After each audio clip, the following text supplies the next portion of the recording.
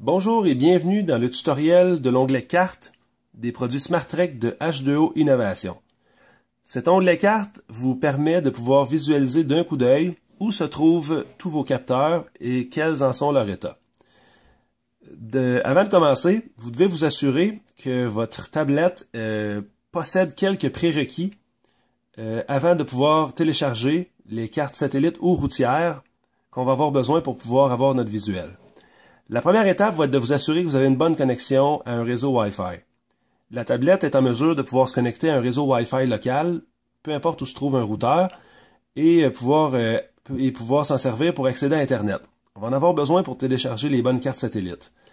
La façon de s'assurer qu'on a une bonne connexion à un réseau Wi-Fi est de vérifier juste ici le petit logo Wi-Fi et d'en regarder son état. Bien sûr, si vous ne voyez pas ce petit logo-là, il faudra au préalablement aller visiter le manuel d'instruction de votre tablette et pouvoir accéder à la section des réseaux Wi-Fi et de vous connecter à votre réseau Wi-Fi local. La deuxième chose à vérifier avant de pouvoir télécharger une carte satellite est de s'assurer que la tablette est bien sûre de son positionnement GPS actuel.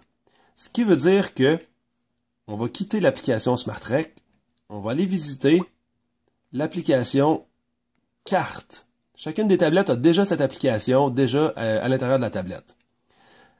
Dans l'onglet Cartes, tout ce qu'on a à faire est de cliquer sur le petit rond avec une croix intégrée. Ce qu'on fait en cliquant sur ce petit rond-là, c'est qu'on demande à la tablette de nous diriger exactement vers le positionnement GPS de la tablette actuelle. Dans mon cas, elle me dit que je suis à Âme-Nord. C'est la réalité. Quand je regarde, c'est exactement où je me trouve. Donc, ce que je viens de faire, c'est de m'assurer que ma tablette est verrouillée dans le bon positionnement GPS. Donc, plus tard, dans mon application, je vais donc être en mesure de télécharger la bonne carte actuelle de mon vrai lieu où je me trouve. Si vous appuyez sur ce petit rond-là, et puis que vous êtes rendu chez vous, mais que vous avez toujours la localisation d'Âme-Nord parce que toutes les tablettes sont préparées chez nous, ça veut donc dire que votre tablette n'a pas encore réalisé qu'elle avait quitté Âme-Nord. La raison est bien simple, vous êtes probablement à l'intérieur d'une bâtisse et elle n'est pas capable de reconnaître le signal GPS. C'est très simple, tout ce que vous devez faire, restez sur cet écran et sortez à l'extérieur du bâtiment dans lequel vous vous trouvez et attendez quelques minutes à l'extérieur. Automatiquement, chacune des tablettes a le positionnement GPS intégré, qu'elle soit connectée à Internet ou non. Alors, quand vous allez sortir à l'extérieur, automatiquement, après quelques minutes, la tablette va se repositionner et en appuyant sur ce fameux petit rond-là, elle va se repositionner exactement dans votre location actuelle où vous vous trouvez en ce moment. Cette étape-là est très importante parce que pour être bien certain de télécharger les bonnes cartes satellites desquelles vous avez besoin, vous devez être sûr que votre tablette est vraiment au courant de l'endroit dans lequel elle se trouve dans le monde. Alors, c'est ce qu'on vient de s'assurer en faisant ça. On est maintenant prêt à télécharger notre carte satellite dans notre application SmartTrek. On n'a qu'à accéder à l'onglet Cartes en cliquant sur le petit carte ici. Maintenant, ce qu'on peut voir, c'est que mes capteurs sont positionnés à des endroits différents. Ça correspond à la réalité, parce que lorsque j'ai fait mon installation initiale, j'ai scanné tous mes capteurs en forêt, donc un à un, en les scannant, donc en scannant leur code QR, en les ajoutant à mon application, la tablette et l'application SmartTrek ont enregistré une coordonnée GPS pour chacun d'eux. Donc, ils sont positionnés dans leur endroit réel où ils sont. Le pion bleu correspond à l'endroit où je me trouve. C'est aussi logique. La tablette se fie au positionnement GPS de l'application SmartTrek pour me démontrer que le pion bleu, c'est en fait l'endroit où je me trouve. Donc, ça me dit que je vais en fait télécharger la carte satellite, la bonne carte satellite, parce que je vois mes capteurs disposés et le pion bleu étant l'endroit où je me trouve. Il faut maintenant juste s'assurer d'une coupe de détails avant de commencer le téléchargement. Pour accéder au menu de l'onglet Cartes, vous avez deux choix. Dépendamment du modèle de tablette que vous avez en main, vous pouvez cliquer sur le bouton menu qui est ici, mais le maintenir quelques secondes pour accéder au menu de l'onglet Cartes. Dans le cas de ma tablette à moi, c'est le bouton pour reculer, donc le bouton pour annuler, que je vais devoir tenir quelques secondes. Et dans le bas, mon menu de l'onglet Cartes apparaît. Je dois m'assurer que je suis en mode carte satellite, ici dans le bas. Si vous êtes en mode carte routière, n'avez qu'à cliquer ici et vous allez automatiquement tomber en mode satellite. Je vais m'assurer que je suis barré dans ma position GPS. Donc, je vais seulement cliquer ici. je viens de barrer ma position GPS. En fait, ce que je fais, c'est que je verrouille mon application SmartTrek avec la position GPS de la tablette. C'est ce que je veux. Le petit pion m'indique d'ailleurs que je suis à la bonne place. Je retourne dans mon menu, donc je retiens ça quelques secondes. Il me reste qu'à placer le centre. Donc, placer le centre, en faisant ça, je viens de placer le centre avec mon pion bleu. Donc, le centre de la carte que je vais télécharger, ça va être en fait ma position actuelle. C'est logique, je vais en fait télécharger toutes les tuiles qui sont autour de moi pour avoir une meilleure idée de la forêt. Je vais aussi voir les routes, je vais tout voir les détails de la carte. On est maintenant prêt à télécharger. Donc, on clique sur « Autre »,« Carte satellite vers mémoire ».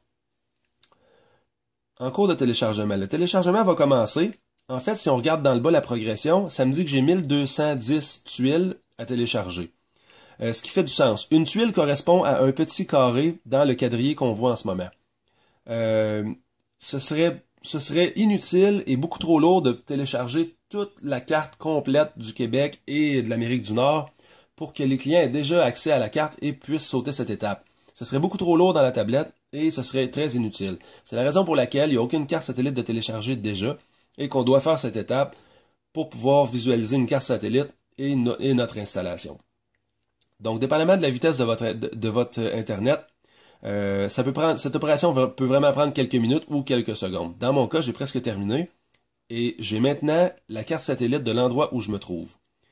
Je peux dézoomer avec le petit moins et voir et constater que c'est vraiment l'endroit où je me trouve et la carte satellite. Donc, je vais rezoomer et je vois maintenant la carte satellite de la ville de Ham-Nord où je me trouve et la position de chacun de mes capteurs qui sont au bon endroit. Une autre fonction vraiment intéressante est qu'on peut, sans nécessairement aller rescanner un capteur pour réenregistrer une nouvelle position GPS, on peut facilement bouger les capteurs sur la carte, donc changer leur localisation GPS manuellement, sans avoir à réécrire une localisation GPS. Je vous explique. La première chose à faire quand on est dans l'onglet carte et qu'on veut effectuer cette opération-là, c'est qu'on doit toujours appuyer sur notre bouton menu quelques secondes, jusqu'à temps de pouvoir travailler en mode débarré.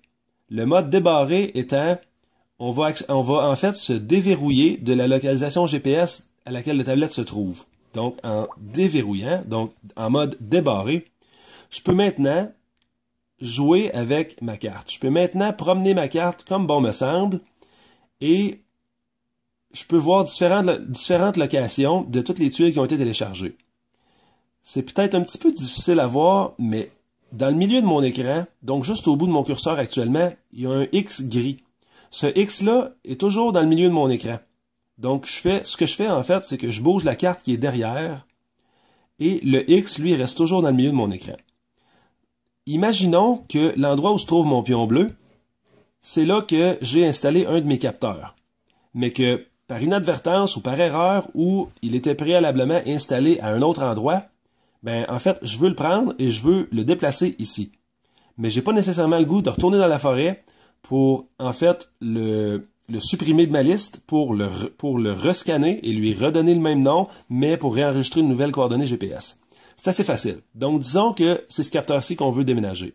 On fait juste cliquer dessus pour avoir son nom. Donc, c'est le capteur qui s'appelle ligne 2.